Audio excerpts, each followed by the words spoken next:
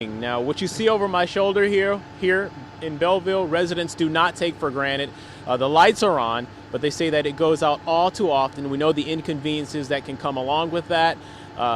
We know that people buy generators, but the resident that I spoke to in particular says not everyone in this neighborhood can afford a generator, nor should they have to use one so frequently. But I did speak with DTE. They say yes, there is a problem.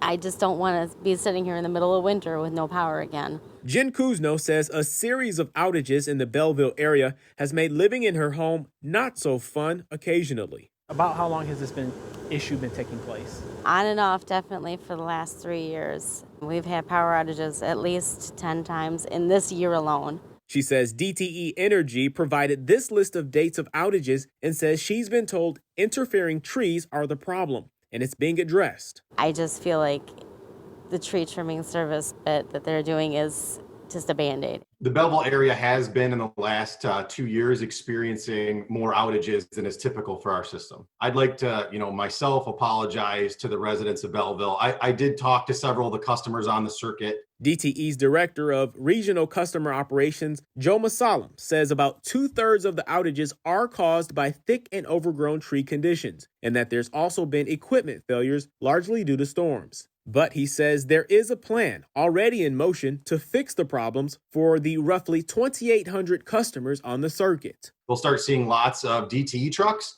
and we'll also start seeing lots of our tree trimming crews. The tree trimming crews a lot of times will go out and cut the area so that the construction crews can come out and hang the wire, put new transformers up, change the insulators, and whatever we think is going on. The good news is in the next 4 weeks, they should see a big difference in their reliability.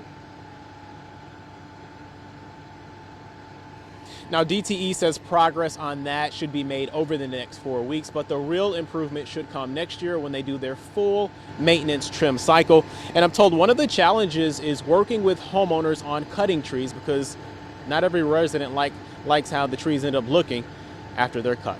And I'm also told there's 140 tree trim locations, and we will stay on top of this. Reporting live in Belleville this morning, Darren Cunningham, 7 Action News.